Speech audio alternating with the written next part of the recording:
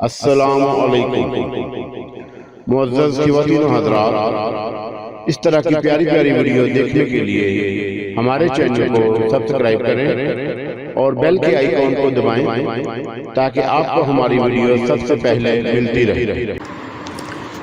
अस्सलामु अलैकुम दोस्तों, आइए सुनते हैं चंपाकली का एपिसोड नंबर 19।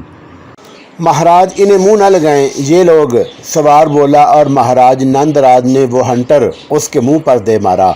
दूर हो जाओ मेरे सामने से।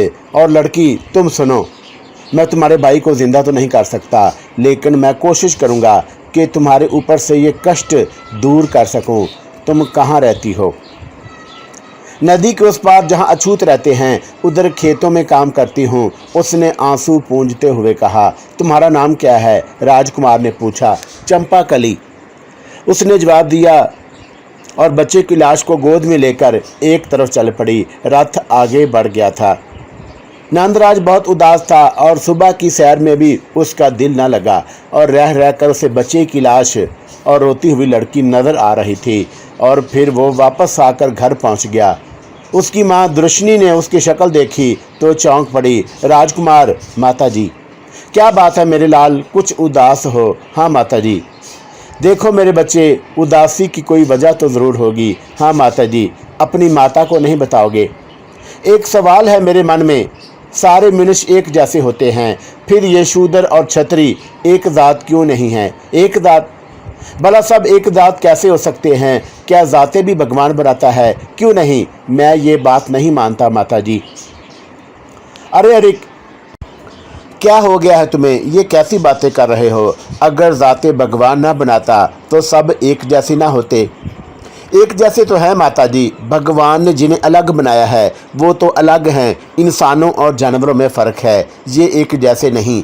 लेकिन अगर भगवान इंसानों में फ़र्क रखना चाहता तो शूद्रों की शक्ल दूसरी होती, क्षत्रियों की दूसरी, सारी जातों की शक्लें एक दूसरे से अलग होती। तो बड़े गलत कहते आए हैं क्या? हाँ माता, बड़े भी हमारे जैसे ही इंसान थे। सारी बातें उन्होंने सच ही तो ना कही होंगी। कैसी बातें कर रहे हो नंदराज? दृष्टि ने कहा। सच कह रहा हूँ माताजी, अछूतों पर बड़ा जुल्म होता है, बड़ा अन्याय हो रहा है और उनके साथ मैं इस रीत को बदलना चाहता हूँ। ये कैसे मुमकिन है? इसे मुमकिन बनाया जाए माताजी। आज एक अफसोसनाक वाक़या हुआ, मुझे उसका बड़ा दुख हुआ। कैसा वाक़या? रानी दृष्णि ने पूछा और नंदराज ने उसे पूरा वाक़या बताया। वाक़या सुनने के बाद रानी बोली, दोष उस बच्चे का था। क्या मासूम बच्चा दोषी हो सकता है माताजी? उसकी बहन को चाहिए था कि उसे संभालती और फिर वो भी तुम्हारे सामने आ गई। तुम्हें मालूम है कि सुबह ही सुबह किसी शूद्र का साया पड़ जाए तो फिर दिन नहूसत में गुजरता है। मैं इन बातों को नहीं मानता माताजी, मैं पिताजी से बात करूंगा। नंदराज ने बफरे हुए लहजे में कहा और उठकर यहाँ से चला गया। लेकिन बात खत्म नहीं हुई। सिपाहियों ने यह वाक़या राजा युद्धराज के गोश गुजार कर दिया और कुछ नमक मिर्च भी लगाई। उन्होंने कहा कि लड़की ने नंदराज को बड़ी बददुआएं दी थी और बेबाकी से उसके सामने आ गई थी। कौन थी वो लड़की? उसे गिरफ्तार करके लाया जाए, राजा ने हुक्म दिया। लेकिन महामंत्री ने दरमियान में दखल दिया राजकुमार से, और इस बारे में पूछ लिया जाएगा, अभी कोई ऐसा काम ना कहें। सिपाही झूठ तो ना बोल रहे होंगे मंत्री जी? अगर नीच जात इस तरह सामने आने लगे तो आप नहीं जानते क्या हो जाएगा। बड़े पुजारी श्री घनश्यामी ने दरमियान में दखल दिया, जो दरबार में मौजूद थे। फिर भी घनश्यामी महाराज, राजकुमार से पूछ लेने में क्या हर्ज है? मंत्री जी ने कहा। और राजा युद्धराज ने सिपाहियों को राजकुमार को बुलाने के लिए भेज दिया, लेकिन राजकुमार खुद उस तरफ आ गया था। जय हो महाराज युद्धराज की, नंदराज की आवाज़ उभरी। जय हो महाराज नंदराज की। सारे दरबार ने आवाज़ लगाई और नंदराज युद्धराज के पास जा बैठा। आज उसने मोहब्बत भरी निगाहों से बेटे को देखा और फिर उसके जहन में चंद शायद कबल का ख्याल आ गया। चुनाचा उसने भारी आवाज़ में कहा, मैंने तुम्हें एक ख़ास काम से बुलाया है नंदराज। मैं भी आपके पास एक ख़ास काम से ही आ रहा था महाराज। पिताजी, नंदराज ने जवाब दिया। और तुम्हें हमसे कोई काम है? जी पिताजी महाराज। क्या काम है तुम्हें? पहले महाराज आप बताइए कि नंदराज से आपको क्या काम है? नंदराज ने कहा और युद्धराज गर्दन हिलाने लगा। सिपाहियों ने बताया है बेटे कि आज सुबह जब तुम सैर को जा रहे थे तो कोई शूदर लड़का तुम्हारे रथ के सामने आ गया था, जिसे सिपाहियों ने मार डाला। क्या ऐसा हुआ था? जी पिताजी महाराज, ऐसा हुआ। एक मासूम बच्चे के साथ इन सूरमाओं ने यह अन्याय किया है, नंदराज ने कहा, और तमाम दरबारी चौंक पड़े। मासूम बच्चा? क्या वह शूदर नहीं था? स्वामी घनश्यामी दास ने पूछा और नंदराज उसकी जानब पलट पड़ा। घनश्यामी जी, वो बच्चा पहले था और शूदर बाद में। मनुष्य स्वर्मी होकर मनुष्य नहीं रहता। कैसी बातें कर रहे हो राजकुमार? शूदर नीच जात है और ब्राह्मणों के रास्ते में उन्हें खुद नहीं आना चाहिए। अगर हमने उन्हें ये जुर्रत दे दी तो आइंदा वो हमारे करीब आकर खड़े होने की कोशिश करेंगे, घनश्यामी राज ने कहा। मैं इस बात को नहीं मानता महाराज, नंदराज बोला। क्या मतलब? इस बार युद्धराज ने नंदराज की बात में दखल दिया था। महाराज, एक मासूम बच्चा जिसे अपनी जात पात के बारे में सही तौर से मालूम ही नहीं, अगर राजकुमार के रास्ते में आ जाता है तो उस काबिल तो नहीं कि उसे मौत की सज़ा दी जाए। वो इस काबिल नहीं नंदराज, लेकिन उसके रखवाले तो इसी काबिल हैं कि उन्हें मौत की सज़ा दी जाए। बच्चे को उन्होंने क्यों छोड़ दिया था? युद्धराज महाराज ने गोसीले लहजे में कहा। नहीं पिताजी महाराज, अछूत पर नीच दात ज़रूर हैं पर इंसान हैं। अगर उन्हें बराबर का दर्जा ना दिया जाए तो कम अज़ कम इंसान का दर्जा तो ज़रूर दिया जाए। अगर कोई शूदर रास्ते में आ जाए तो ये उसे कहा जा सकता है कि वो रास्ते से हट जाए, या उसे कोई छोटी मोटी सज़ा दी जा सकती है, लेकिन घोड़ों से कुचल कर मारना तो इंसानों की हरकत नहीं, ये तो जानवरों की सी हरकत है। किसी मासूम बच्चे को इस तरह मारने से किसी भी सूरमा का क्या फ़ायदा? खूब स्वामी घनश्यामी दास ने मुस्कुराते हुए कहा। युद्धराज, तुम्हारा बेटा क्या कह रहा है? राजा युद्धराज ने नंदराज की तरफ देखा और नरम लहजे में बोला, शूद्रों को इस बात का ख्याल रखना चाहिए नंदराज, तुम जज्बाती हो और राजाओं को जज्बाती नहीं होना चाहिए। मैंने तो ये भी सुना है कि कोई शूद्र लड़की तुम्हारे सामने आकर तुम्हें कोस रही थी। ठीक कर रही थी महाराज, हमने उसका भाई मार दिया, एक नन्हा सा बच्चा जिसे वो ना जाने कितना प्यार करती होगी। वो बहन थी महाराज। अगर वो हमें कोस रही थी तो ठीक कर रही थी और उसे हमें कोसना ही चाहिए था। हरगिज नहीं नंदराज, किसी शूद्र की ज़ुबान हलक में नहीं रहने दी जा सकती। अगर वो किसी ब्राह्मण के खिलाफ उठे और फिर नंदराज सिपाहियों, नंदराज ने इस बात की तस्दीक कर दी कि एक शूद्र लड़की ने नंदराज महाराज को बुरा भला कहा। जाओ और उसे गिरफ्तार करके ले आओ। अगर शूद्र को उसके लाने में कोई रुकावट नहीं बने तो कत्ले आम कर देना, एक एक को मार देना, युद्धराज ने संगीन लहजे में कहा। लेकिन नंदराज सीना तान कर खड़ा हो गया था। नहीं पिताजी महाराज, ऐसा नहीं होगा। ऐसा ज़रूर होगा नंदराज, और अगर तुम नहीं मानते तो महाराज, युद्धराज की आवाज़ गैज़ो गज़ब से लर्ज रही थी। और अगर ऐसा हुआ पिताजी महाराज, नंदराज आपकी इस राजधानी में नहीं रह सकेगा। कोई सिपाही शूद्रों की जन्म ना जाए और लड़की को कुछ ना कहा जाए। अगर उसे कुछ कहा गया तो मैं आत्महत्या कर लूँगा, नंदराज ने कहा, और सारे दरबार में सन्नाटा छा गया। खुद युद्धराज मुंह फाड़ कर रह गया। घनश्यामी दास के होंठों पर मुस्कुराहट थी और उसकी आंखों में मैनी खेल चमक थी। युद्धराज चंद साथ तो बुत बना रहा और फिर उसने परेशान लहजे में कहा, नंदराज, तुम शूद्रों की इतनी हमायत क्यों कर रहे हो? आखिर वो भी तो इंसान है महाराज। लेकिन उस लड़की की गुस्ताखी को कैसे माफ़ किया जा सकता है? एक ही बात हो सकती है महाराज। वो क्या? युद्धराज ने पूछा। बेटे के हक में वो कुछ नरम पड़ गया। उसे उसका भाई दे दिया जाए और फिर उसे उसकी गुस्ताखी की सज़ा दी जाए, नंदराज ने कहा। और युद्धराज हैरानी से नंदराज को देखने लगा, फिर मुतअज्जबाना अंदाज में बोला, भाई दे दिया जाए? हाँ पिताजी, उसका भाई दे दिया जाए जिसे हमने कुचल कर मार डाला। अगर वो मर चुका है तो वापस कैसे आ सकता है? नहीं आ सकता। तो आपको उस लड़की को सजा देने का भी कोई हक नहीं। तुम गुस्ताखी कर रहे हो नंदराज। हाँ महाराज, कर रहा हूँ, और अगर आपने मेरी बात ना मानी तो जो कुछ मैंने कहा है वो भी कर डालूंगा। और मैं इस देश में जीता नहीं रह सकता जहाँ इंसानों के साथ जानवरों वाला सलूक किया जाता है। इंसानों में और शूद्रों में फ़र्क होता है। मैं कोई फ़र्क नहीं समझता, इसलिए इस लड़की को कुछ नहीं कहा जाएगा, बल्कि आइंदा ये हुक्म दिया जाएगा कि अगर कोई शूद्र इत्तेफाक से रास्ते में आ भी जाए तो उसे डांट टिपट कर छोड़ दिया जाए, ये सज़ा देने का हक किसी को भी नहीं। ये नहीं हो सकता नंदराज। ना हो महाराज, कोई बात नहीं, लेकिन एक बात आप भी कान खोल कर सुन लें। आपकी मौत के बाद जब मैं राजा बनूंगा तो सबसे पहला काम ये करूंगा कि शूद्रों को भी मैं इंसानों का हक दूंगा। अगर आप इस रीत को तोड़ना नहीं चाहते तो आपके लिए यही बेहतर है महाराज कि मुझे मौत की सज़ा दे दें। नंदराज ने कहा और वो पांव पटकता हुआ दरबार से निकल गया। सारे दरबार में बिना बनाहटे रक्सा थी। लोग तंजिया लहजे में एक दूसरे से नंदराज के बारे में बातें कर रहे थे। महामंत्री जी खामोश थे। गालबन उनका मिजाज भी नरम था और वो किसी हद तक नंदराज की बातों से मुतफिक नजर आते थे। तब घनश्यामी ने मुस्कुराते हुए महाराज से कहा, परेशान ना हो महाराज, चिंता की कोई बात नहीं है, सब ठीक हो जाएगा, अवश्य ठीक हो जाएगा। चिंता की बात तो है घनश्यामी जी, ये सब क्या है? नंदराज क्या कह रहा है? वो हमारा बेटा होकर ऐसी बातें क्यों कर रहा है? क्या शूद्रों को भी इंसानों का हक दिया जा सकता है? कभी नहीं दिया जा सकता। जब किसी शूद्र को ब्राह्मण के सामने आकर बात करने का मौका दिया गया तो सारी लैला ही पलट जाएगी। इस संसार में वो पाप होंगे कि इंसान जीता न रह सके। ऊंची जात के लोग सड़कों पर कुत्तों की तरह भौंकते फिर रहे होंगे। ये घनश्यामी की पेशगोई है। नहीं महाराज नहीं, ऐसी बातें ना करें। मैं नहीं कर रहा युद्धराज जी, आपका बेटा कर रहा है। वो अभी बच्चा है, उस बच्चे को समझाएं युद्धराज जी, वरना आगे चलकर हालात बहुत खराब हो जाएंगे। घनश्यामी ने कहा और मापी जीनों को हाथ में लेकर वहां से चल पड़ा।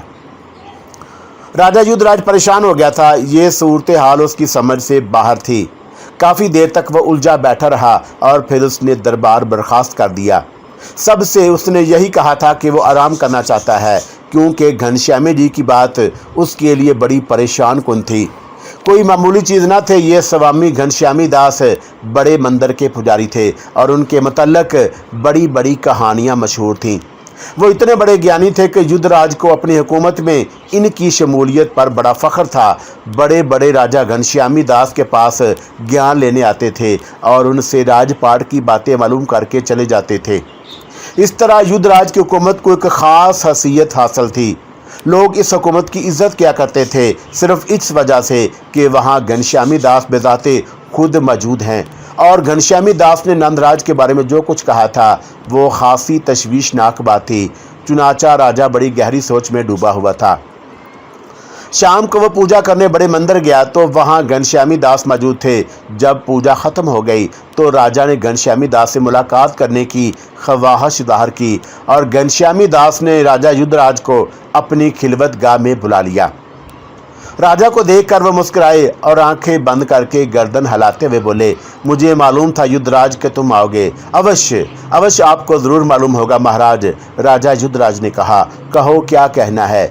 आपको ये भी मालूम होगा महाराज कि मुझे क्या कहना है। हाँ मुझे मालूम है। मैं जानता हूँ कि तुम नंदराज की इस हरकत से परेशान हो गए हो, क्योंकि तुम ऊंची जात के ब्राह्मण हो। महाराज बच्चा है वो, कैसे समझाया जाए इसको, आप ही बताएं। युद्धराज ने कहा। युद्धराज बड़े भोले हो तुम। क्या मतलब महाराज? युद्धराज ने हैरत से कहा। बात बच्चे की नहीं है बल्कि एक नौजवान की है। नंदराज जवान हो चुका है। हाँ महाराज, जवान तो वो हो गया है, पर अभी उसकी सोच बिल्कुल बच्चों की सी है। हरगिज़ नहीं। मैं नहीं समझा महाराज, समझने की कोशिश करो। भगवान के लिए आप मुझे रोशनी दिखाएं। रोशनी देखना चाहते हो युद्धराज? घनश्यामी ने पूछा। हाँ महाराज। तो फिर जाओ, हमें भेष बदल कर अपने आदमियों को साथ लेकर शूद्रों की बस्ती में चले जाओ और उस लड़की को जाकर देख लो जिसकी वजह से नंदराज के जहन में बगावत पैदा हुई है। क्या मतलब? मैं नहीं समझा महाराज। वो बहुत सुंदर होगी, जवान होगी, ऐसी खूबसूरत होगी कि कोई भी उसे देखकर मन हार सके। शूद्रों में भी खूबसूरत लड़कियां मौजूद हैं नंदराज, पर ये खटना बिला वजह नहीं आई। कोई ना कोई बात ज़रूर होगी। मेरा ज्ञान यही कहता है कि लड़की की खूबसूरती ने नंदराज को दीवाना कर दिया है, वरना बच्चे की मौत का उस पर कोई ख़ास असर नहीं है। वो तो हाँ युद्धराज, हाँ नंदराज उस लड़की को देखकर उस पर फरीफ्ता हो गया है। मेरा ज्ञान यही कहता है, लेकिन मुमकिन है कि मुझे गलतफहमी ही हुई हो।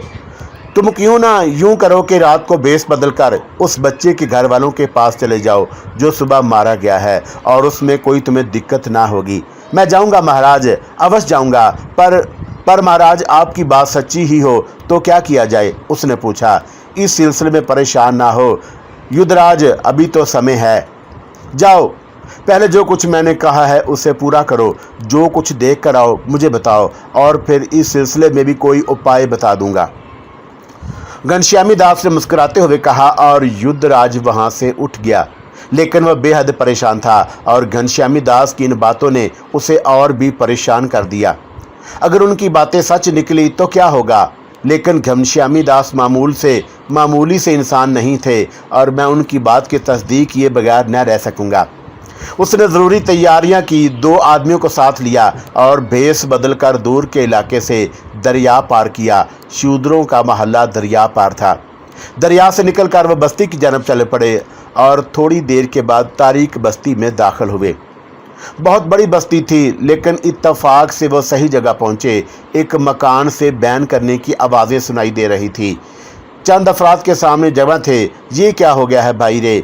युद्धराज ने पूछा, और लोग चौंक कर उसे देखने लगे। तुम्हें नहीं मालूम? नहीं, कहीं बाहर से आए हो? हाँ, युद्धराज ने जवाब दिया। तभी तो कोई ख़ास बात नहीं है। गोपीनाथ का बेटा राजकुमार की रथ के सामने चला गया था, तो फिर सिपाहियों ने कुचल कर मार डाला। कितना बड़ा लड़का था, 6 साल का। इतने बड़े बच्चे को दरिया पार क्यों भेजा था? मौत आई थी भैया, बस। अपनी बहन के साथ चला गया था। बहन की नज़र बची और राजकुमार को देखने भाग गया। बहन कहाँ है उसकी? वो बैठी है साथ झुकाए हुए। उन्होंने एक तरफ इशारा किया, और राजा युद्धराज मुंह से अफसोस की आवाज़ें निकालने लगा। और फिर वो लड़की के पास पहुंच गए। राजा ने उसके पास पहुंचकर पूछा, तू है गोपीनाथ की बेटी? और लड़की ने बादल नाखवास्ता गर्दन उठाई, और राजा ने उसकी शक्ल देखी और दंग रह गया।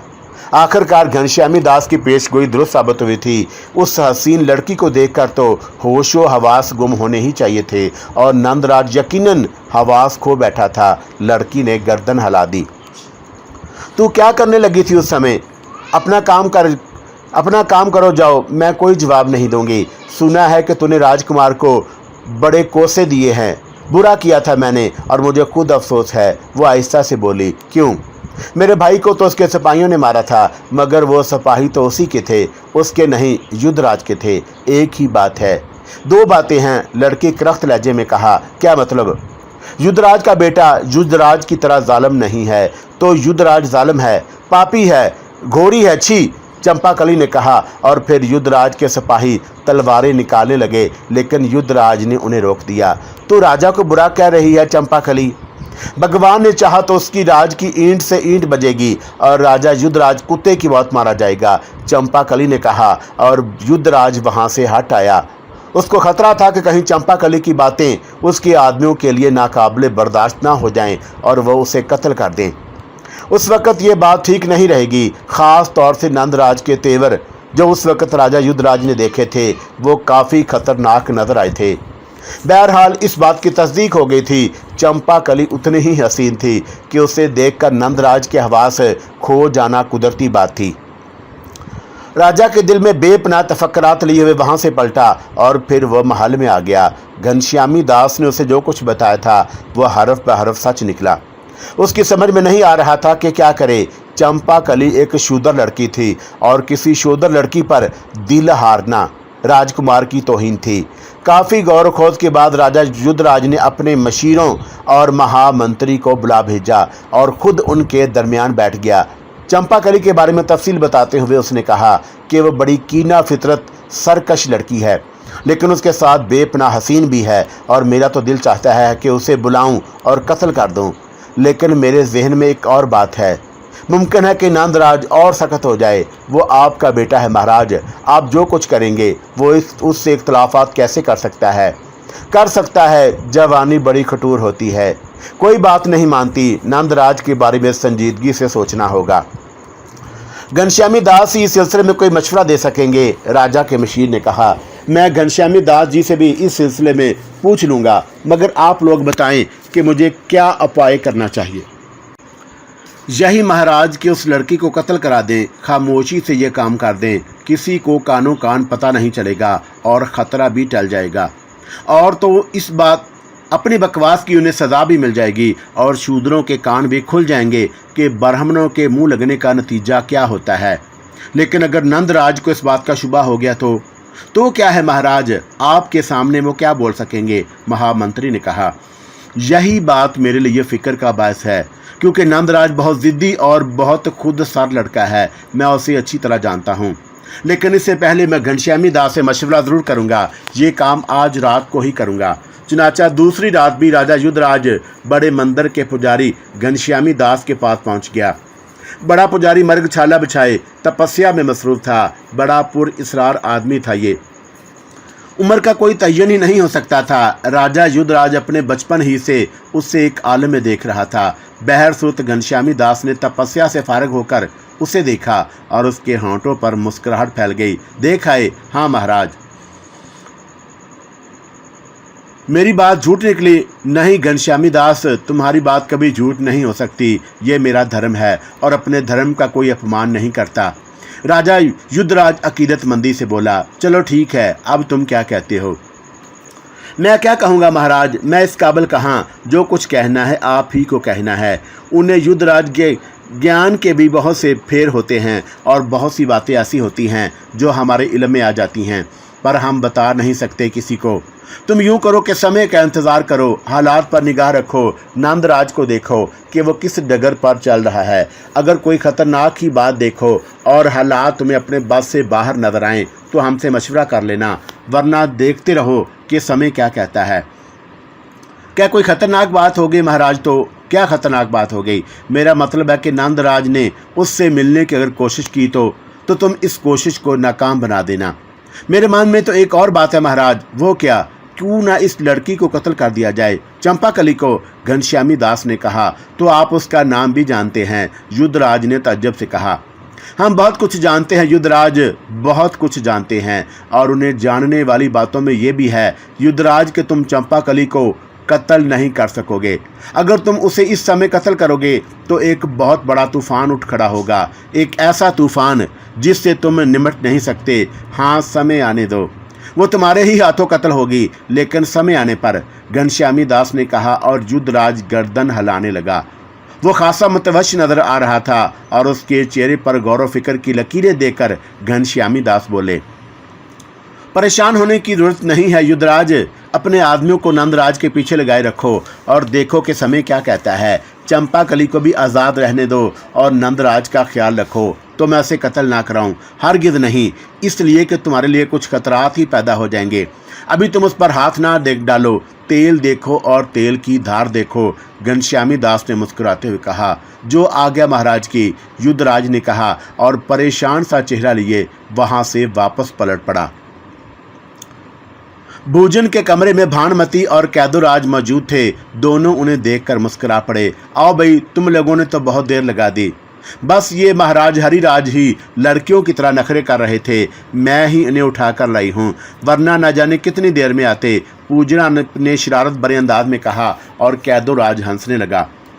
भानुमति बहन, तुम्हारी ये बेटी बड़ी ही नटखट है, कैदुराज ने कहा और भानुमति मुस्कुराने लगी। खामोशी से सुबह का नाश्ता किया गया। तब पूजा ने भानुमति की तरफ देखा और बोला, माता जी, क्या हरिराज हमारी यहाँ आमद को पसंद नहीं करते? कैसे चुप चुप हैं? क्यों हरिराज जी? नहीं पूजा देवी, ऐसी कोई बात नहीं। तो फिर आप हमसे बातें क्यों नहीं करते? पूजा बोली। हाँ हरिराज, पूजा मेरी बहन की बेटी है। तुम इसका पूरा पूरा ख्याल रखो। बल्कि ऐसा करो कि आज इसे आसपास के इलाकों की सैर करा दो। तुम चाहो तो सिपाहियों को साथ ले सकते हो और चाहो तो अकेले ही घोड़ों पर जा सकते हो, जैसे तुम्हारी मर्जी, कैदुराज ने कहा। नहीं मामा जी, हम सिपाहियों को साथ नहीं जाएंगे। सिपाही हमारी निगरानी रखेंगे और हम ठीक से यहाँ की चीज़ें देख भी ना पाएंगे। चुनाचा आप हरिराज महाराज से कहें कि ये खुद ही मेरे साथ चलें। हाँ बेटे, तुम पूजा के साथ चले जाओ। मामा, मैं, तिलक चंद ने हकलाते हुए लहजे में कहा। अरे तुम पूजा से डरते हो? कैदुराज ने कहा। नहीं, मैं किसी से नहीं डरता।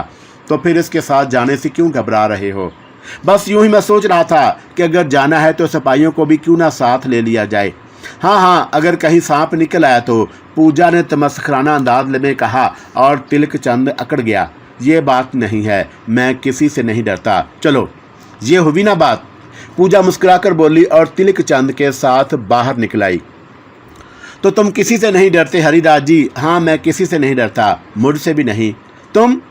तुम कोई डरने की चीज़ हो? तुम हो ही क्या? तिलक चंद मुस्कुराकर बोला। चीज़ तो मैं बड़ी खतरनाक हूँ, पर तुमसे क्या कहूँ, तुम तो हो ही इतने सुंदर कि तुम्हारे सामने बड़ों बड़ों का पिता पानी हो जाता है। मैं भला तुम्हें क्या कह सकती हूँ? पूजा ने मैनीखेज लहजे में कहा और तिलक चंद ने गर्दन हिला दी। पूजा की बातें उसकी समझ में ना आती थी, पर वो उनकी कोई खास उन्हें अहमियत भी नहीं देता था। ज़रूरी तैयारियों के बाद वो घोड़े पर बैठकर चल पड़े। राजकुमार हरिराज जिधर से गुजरता, लोग उसे झुक झुक कर सलाम करते। पूजा ने जब ये अंदाज देखा तो मुस्कुराकर बोली, होने वाले राजा को लोग झुक झुक कर सलाम कर रहे हैं, पर तुमने ये भी सोचा हरिराज जी, क्या तुम राजा बन सकते हो? क्यों? ये भी सोचने की बात है। बात तो है। क्या बात है, तुम मुझे बताओ, हरिराज बोला। चलो तो सही, इस हंगामे में क्या बताऊं, जिसे देखो दौड़ा चला आ रहा है। यूं लग रहा है कि जैसे सारी रियाया तुम्हें देखने बाहर निकल आई है। मैं तो परेशान होकर रह गई हूं। तुम घोड़े को तेज भगाओ और यहाँ से निकल चलो, पूजा ने कहा और हरिराज ने घोड़े की रफ्तार तेज कर दी। थोड़ी देर के बाद वो सुनसान इलाकों में निकल आए। हरिराज का रुख एक टूटे हुए मंदिर की जानब था, जिसकी किसी ज़माने में दूर दूर तक धूम थी, लेकिन अब वो तबाह बर्बाद हो गया था। अलबत्ता उसके कुर्बो जवार के इलाके सरसब्ज़ और हसीन थे। मंदिर के सामने एक छोटी सी झील भी थी, जिसके किनारे सब्ज़ा ही सब्ज़ा उगा हुआ था। ये जगह बहुत ही खूबसूरत थी और अक्सर तिलक चंद उधर निकल आता था। हरिराज का रुख खुद ब खुद उस तरफ हो गया था। जब उसने झील के पास पहुंचकर घोड़ा रोका तो पूजा उस हसीन मंदिर को देखकर झूम उठी और सरशारी की आलम में बोली, ये तो बहुत ही खूबसूरत जगह है हरिराज। और उसने चारों तरफ देखते हुए कहा, हाँ, मुझे भी पसंद है। तुम्हारी पसंद वाकई अच्छी है, पूजा ने कहा और ज़रा आगे बढ़ गई। फिर तेज़ आवाज़ में बोली, यहाँ बैठकर मन को बड़ी शांति मिलती है। हाँ, इसमें कोई शक नहीं, मगर तुम मुझसे कुछ कह रही थी, हरिराज ने कहा। हाँ, राजा बनने वाली बात, मगर तुम नीचे तो आओ, बैठकर बातें करेंगे। देखो ये घास कैसी हरी है, बिल्कुल यूं लग रहा है कि जैसे रेशम के टुकड़े बिछा दिए गए हों। तिलकराज भी घोड़े से उतरकर उसके करीब आ गया और दोनों आमने सामने बैठ गए। वो बात तो मैंने बस यूं ही हंसी में कह दी थी, पूजा ने कहा और खिलखिलाकर हंस पड़ी। देखो पूजा, मुझे साफ बातें करना पसंद है। तुम कोई ऐसी बात करो तो उसका मकसद भी ज़रूर होना चाहिए। मकसद? पूजा ने मैनीखेज निगाहों से उसकी तरफ देखा। हाँ, मकसद तो हर बात का होता है हरिराज, बस सोचने और समझने की कुव्वतें होनी चाहिए। पर आपके बारे में बहुत सी बातें मेरी समझ में नहीं आती, पूजा ने कहा। मसलन कौन सी बात है जो आपकी समझ में नहीं आ रही? तिलक चंद ने पूछा। यही कि आप कौन हैं? क्या मतलब? आप हरिराज तो नहीं हैं, पूजा ने मैनीखेज लहजे में कहा और तिलक चंद एक लम्हे के लिए भूंचका सा रह गया। मेरा मतलब है कि आप हरिराज तो हैं, पर मामा जी के बेटे नहीं हैं, पूजा जल्दी से बोली और तिलक चंद ने सुकून के गहरे गहरे सांस लिए। घबरा गए थे, पूजा फिर मैनीखेज अंदाज में बोली और तिलक चंद ने दोनों आंखें बंद कर ली। ये लड़की क्या कह रही है? ये लड़की? नहीं, मैं तो नहीं घबराया। नहीं महाराज, घबराए हुए से तो लग रहे हैं आप। मैं तो ये कह रही थी कि आप मामा जी के बेटे नहीं हैं, और मुझे ये बात मालूम है कि मामा जी आपको कहीं से लाए हैं और उन्होंने आपको अपना बेटा बना लिया। और ये बात भी मुझे मालूम है, हरिराज महाराज को अपने आइंदा होने वाले राजा हैं और आपके मुकाबले में कोई नहीं आएगा। पर हरिराज जी, बड़ी कठिनाइयाँ हैं आपके रास्ते में। कैसी कठिनाइयाँ? तिलक चंद ने पूछा। जिसने आपको भेजा है उन्हें खुद उसका रास्ता भी साफ नहीं है, पूजा ने कहा और हरिराज फिर मुतहैराना अंदाज में पलकें चिपकाईं और तज्जब से बोला, मुझे भेजा है? हाँ, मेरा मतलब है कि आप जहाँ से भी आए हैं, जिस इरादे से भी आए हैं, वो कामयाब नहीं होगा। पूजा, तुम ना जाने क्या कह रही हो और मुझे अफसोस है कि मैं तुम्हारे साथ नहीं ठहर सकूँगा। क्यों हरिराज जी, आखिर ऐसी कौन सी बात कह दी मैंने जो आपको इतनी बुरी लग गई? मैं तुमसे पहले भी कह चुका हूँ कि पूजा, मुझे मुअम्मों में बात करना बिल्कुल पसंद नहीं और तुम मुसलसल मुझे फजूल बातों में उलझा रही हो। मुझे अफसोस है कि मैं तुम्हारा साथ नहीं दे सकता, इसलिए वापस जा रहा हूँ। तुम अपनी मर्जी से वापस आ जाना, हरिराज ने कहा और वापसी के लिए मुड़ने लगा। तब ही पूजा की दिलकश आवाज़ उभरी, रुक जाओ हरिराज, तुम इस समय नहीं ठहर सकते। पर पूजा से बचकर कहाँ जाओगे? पूजा की आवाज़ में धमकी पोशीदा थी। मैं नहीं जानता कि तुम ऐसी फजूल बातें क्यों करती हो। मैं कैदोराज महाराज से कह दूंगा कि मुझे पूजा का साथ बिल्कुल पसंद नहीं। अरे अरे, मजाक की बात का इतना बुरा मान गए? मैं तो तुम्हारी मेहमान हूँ। मेहमान तो हो, पर तुम्हारी बातें मेरे लिए बेहद तकलीफदा हैं, हरिराज खुशकी से बोला। अच्छा चलो, अब नहीं करूँगी ऐसी बातें, चलो दूसरी बातें करते हैं। पर तुम खुद ही मुझे बता दो कौन सी बातें की जाएं? क्या प्रेम की बातें हो सकती हैं? नहीं, तिलक चंद ने सख्त लहजे में कहा।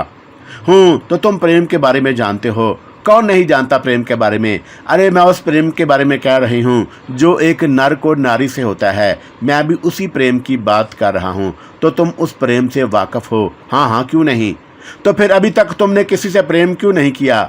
ज़रूरी है कि ये बात तुम्हें बता दी जाए। बहुत ज़रूरी है हरिराज जी, पूजा बोली।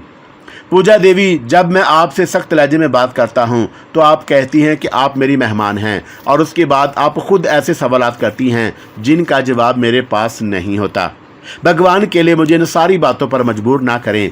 मैं आपको अपनी ज़ाती ज़िंदगी के बारे में कोई बात नहीं बता सकता। तुम नहीं बता सकते, पर मैं तुम्हें तुम्हारी ज़ाती ज़िंदगी के बारे में सब कुछ बता सकती हूँ हरिराज। मैं तुमसे भी नहीं पूछना चाहता। ना पूछो, खुद ही बेकल रहोगे। हाँ, एक बात का ख्याल रखना पूजा, तुम्हारी सहायता कर सकती हूँ। चलो आओ, वापस चलें, पूजा ने कहा और वो दोनों चल पड़े। पूजा की बातें तिलक चंद की समझ में नहीं आई थी, लेकिन महल पहुंचकर वो खासा परेशान हो गया था कि आखिर ये पूजा क्या कहना चाहती है। क्या उसे मालूम है उसे मेरे बारे में? वो सख्त परेशान हो गया। दोपहर हुई, शाम हुई, रात हुई, लेकिन उसकी परेशानी किसी भी तौर ख़त्म ना हुई।